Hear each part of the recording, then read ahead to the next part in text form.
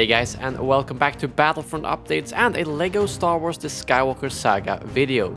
Because as you guys probably know, the next Star Wars game coming out is LEGO Star Wars The Skywalker Saga, and I haven't covered LEGO games that much on the channel here simply because honestly, I've not played a lot of them. But my goal is to cover all the new Star Wars games here, which includes LEGO Star Wars The Skywalker Saga, Fallen Order, Project Maverick, and of course, if there are some more Battlefront news, I will cover them as well.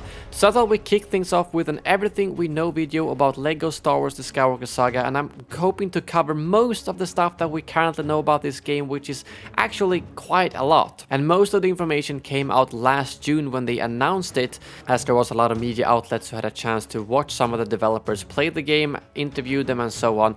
But the last couple of months there's been more information coming out, such as the release date, exclusive stuff from The Mandalorian and so on, so hopefully I'll be able to cover all of it in this video. But let's start off with the base stuff. LEGO Star Wars The Skywalker Saga is developed by TT Games together with Lucasfilm Games, and it's a brand new game built from the ground up despite visiting previously seen locations and movies. And this is one of the largest, if not the largest, LEGO game so far, as it will be including all 9 Skywalker Saga movies, which of course includes The Phantom Menace, Attack of the Clones, Revenge of the Sith, A New Hope, The Empire Strikes Back, Return of the Jedi, The Force Awakens, and 2 of the movies that have not yet been in any LEGO Star Wars game, The Last Jedi and The Rise of Skywalker. The release date is set to be October 20th this year. I'm not entirely sure if this is 100% confirmed, as the video that came out announcing that the game is coming out on October 20th was actually pulled down. So I really wouldn't say that October 20th is 100% confirmed, because there has to be some reason to why they pulled down that video in the first place. But as of right now, it seems like October 20th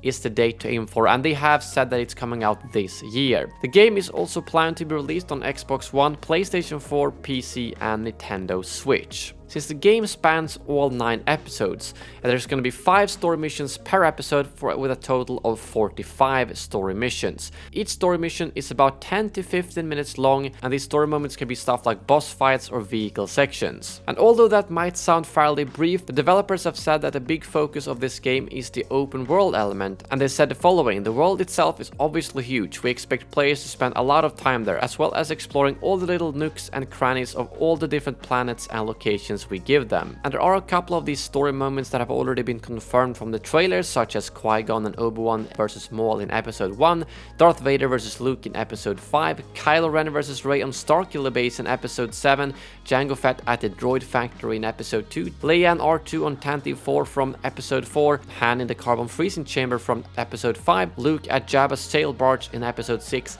Kylo Ren on Crate in episode 8, as well as Rey versus the TIE Silencer on Pasaana from episode 9, Rise of Skywalker. According to the developers, it seems like every planet from the Star Wars saga is actually going to be in the game, and the developer who was asked about all the planets actually failed to list all of them because there were so many. So expect to see pretty much every planet that has been in the 9 movies to show up in the game. And LEGO Star Wars The Skywalker Saga is an open world game, which offers a different experience since the original games were linear in nature. This time around you can freely explore the massive open world setting with whichever characters you choose, unless you're doing a story mission. And something to note is that you can do these story missions in any order you want, so you don't have to start off at a Phantom Menace, but you can, if you want to, start off with Rise of Skywalker and Last Jedi, since those are the 2 movies that have not yet been in any LEGO Star Wars game, and then go back and play the story missions from the first couple of episodes. The combat in the game has also been given a complete overhaul. Enemies will now have health bars, which means they're no longer one-hit kills, and they have implemented a new combo system. And players can achieve higher combos by performing different attacks, as well as heavy and light attacks. There's no longer going to be any fixed camera angles, and blaster characters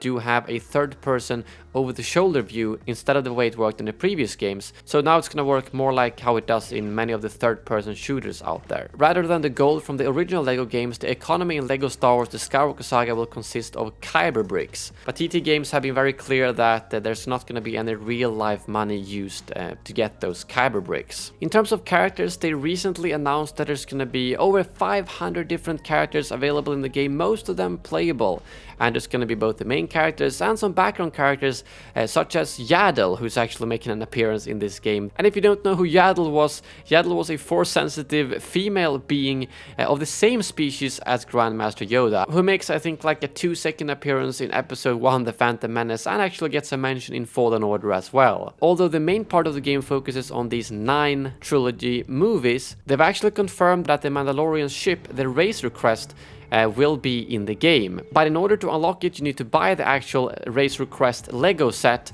and then you will get a code to unlock the ship in the game. It's unknown if the code will be different for each set and you can only use the code once, or if it's going to be more of a classic cheat code like in the old Lego Star Wars games. But the fact that they're adding the Razor Crest to the game means that they're willing to go outside of these 9 movies. So who knows, maybe we'll get something from Rogue One or Solo eventually as well. But they might just be starting off with these 9 movies. But those are all of the main details we currently have about LEGO Star Wars The Skywalker Saga, one of the most anticipated LEGO games, both because of its sheer size and also because, well, LEGO Star Wars games are very popular, that's for sure. So I think this game is going to be a huge success if it lives up to all of the promises that they have given. And it's also going to be interesting to see a more open world take on a LEGO Star Wars game as compared to the more linear games that they have so far released. And also please let me know if you want to see more LEGO Star Wars The Skywalker Saga videos here on the channel, as I'm planning to cover all the news coming up to the release of this game later this year on my channel, together with, of course, all other Star Wars games. Thank you very much for watching, and as always, may the Force